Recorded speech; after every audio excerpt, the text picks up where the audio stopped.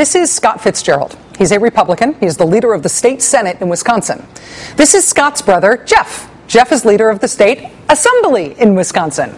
And this is Jeff and Scott's dad, Stephen. Stephen used to be the U.S. Marshal for the Western District of Wisconsin, but when his term expired last year, he ran for a local sheriff gig and lost, which was particularly embarrassing because it was his old job. He had previously been that sheriff, but he lost election to get that job back by a lot, 2-1. Ow. So Stephen is rather embarrassed and he's jobless after that, but he's also the dad of the guy who runs the state assembly and the dad of the guy who runs the state senate. So with friends in high places and the Republican governor, Scott Walker, Mr. Walker found a spot for him, appointing him to lead the Wisconsin State Patrol. You may have seen a piece on this in Talking Points memo last week. The Fond du Lac Reporter, a newspaper in Wisconsin, pointed out that Papa Fitzgerald got that sweet job from Governor Walker, even though he was the only finalist for the gig who came from outside the ranks of the Wisconsin State Patrol itself. But you know, that's how it is in Wisconsin. Scott Fitzgerald leading the Senate, Jeff Fitzgerald leading the Assembly, and Stephen Fitzgerald leading the Wisconsin State Patrol, which I'm sure came in handy when the governor and the Fitzgerald brothers wanted to threaten to use the State Patrol for political purposes to go arrest and round up Wisconsin's Democrats who'd fled the state to stop the Republicans' union stripping. That Republican union stripping measure in Wisconsin is still a nationally galvanizing force for Democrats. Support and enthusiasm among the Democratic base still continues to build for pinning this union stripping thing on the Republican Party nationally and for recalling Republicans in Wisconsin who pushed it through. And it is in the midst of that effort into which another patronage hiring scandal appears to be blossoming today. It started actually a little bit more than a week ago when protesters showed up at the home of one of the Republican state senators who's facing a recall. His name is Randy Hopper, State Senator Randy Hopper, and there was this strange detail in the local coverage of that protest at his house. People who were mad about the union stripping thing and wanted to protest it showed up at Randy Hopper's house. And his wife came out of the house to address the protesters and told them that Senator Hopper no longer lived there. In fact, she said he no longer lived in his district at all. He no longer lived in Fond du Lac. She told the protesters that Senator Hopper had left his Senate district and now lives primarily in Madison with his 20-something mistress. Today, Wisconsin papers are all aflutter with news that despite Wisconsin's alleged terrible budget crisis, Republican Senator Randy Hopper's alleged girlfriend was able to land a sweet job in the Walker administration, getting what will amount to a $12,000 annualized pay raise over the person who had the job before her. Senator Hopper says he had nothing to do with her getting that job. He also says he's not living with her no matter what his wife says. But apart from the awkwardness for the state senator in question here, there's also the big policy awkwardness of whether or not Wisconsin state government is so broke because of all those greedy state employees, right? I mean, for the senator already facing the likely prospect of recall, this is not a positive development. But it is also really handy as a reminder about the whole nature of this fight in Wisconsin and why it is resonating nationally. The Republican justification for the union stripping business in Wisconsin was that it was all about the budget, right? But then something like this comes along and we are all reminded that if it were all about the budget, people hired by the state would not be getting $12,000 raises, whether or not they were state senators' girlfriends. And you see this writ large in the policy Republicans are pursuing. Not everybody is taking a hit financially in these states that are pleading poverty. And this is important.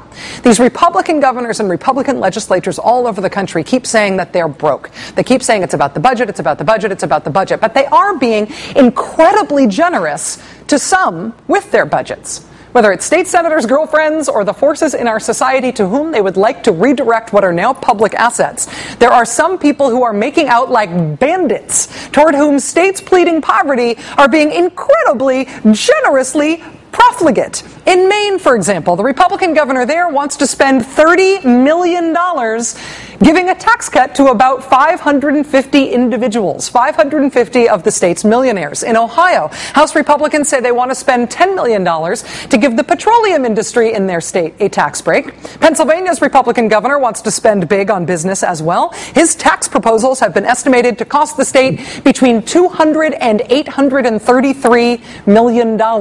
Remember, he's pleading poverty. New Jersey's Republican Governor Chris Christie wants to spend $200 million on tax cuts to business. Remember, we're broke. Not to be outdone, Florida's Republican governor wants to spend $1.5 billion on tax cuts for corporations. Michigan's Republican governor wants to spend $1.8 billion on business tax cuts. And of course, in Wisconsin, Republican Governor Scott Walker, his giveaways to business, his first actions as governor, are projected to cost the great state of Wisconsin nearly $140 million. And remember, we're broke. This is some spectacular generosity towards some very specific parts of society among these governments that are pleading poverty, complaining about giant state budget deficits. And states do have budget deficits. But all of these giveaways I just described are things that will make those deficits worse. All the Beltway media reporting on the fight in the states is about how governors are making hard choices and taking controversial steps to close their budget deficits. But all of these things they are doing open budget deficits wider. They make the budget problems in all these states worse, and they bend over backwards to do it. The people who are not benefiting from Republican generosity in the states, they're the ones facing cuts. In Georgia, the legislature looking at cutting funding to the state's university system by about $75 million. Pennsylvania's Republican governor proposing a more than 50% cut to that state's higher education system. In New Jersey and South Carolina, Republican governors want to drastically cut Medicaid benefits. In Arizona, the Republican governor's budget would get rid of health care for 100,000 poor people. Just in case anybody even tries to make a case that this is all ideological, this is just about Republican opposition to taxes and opposition to spending, consider that in most of these states, not only are Republican governors or legislatures trying to cut things like education and social services, they are also overtly raising taxes on poor people. We've got tax hikes on the elderly and on low-income residents in Michigan. Also, Republicans in Kansas and in Wisconsin are talking about effectively raising taxes on the working poor. In Georgia, House Republicans are talking about raising taxes on groceries. Also, they're talking about ending a tax break for blind people. That's up for grabs in Georgia right now. Raising taxes on the blind.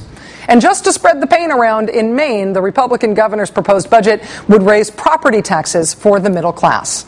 This is not some sort of policy doublespeak, right?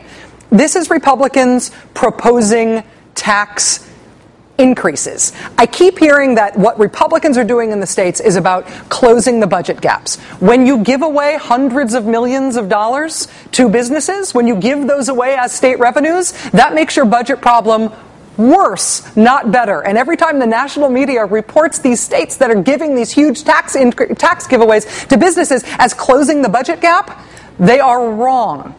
Every time we hear that this is an ideological opposition to taxes among these Republican governors and legislatures, you got to ask what you believe about tax cuts, tax increases for poor people. Are tax increases for poor people also tax hikes? Huge tax cuts for the people in this country who are already wealthy, and tax increases on the poor and the unemployed and elderly people. The next time somebody tells you Republicans are anti-tax, ask them to be specific. We've been covering this story for a while now. I have a feeling we will continue to cover it for a long time. But whether it is the state senator's girlfriend and her giant raise, or it's multi-million-dollar profligate giveaways to people who already have the most money in these states, again, let it be known, it is not about the budget. Now it's time for The Ed Show. Have a good night.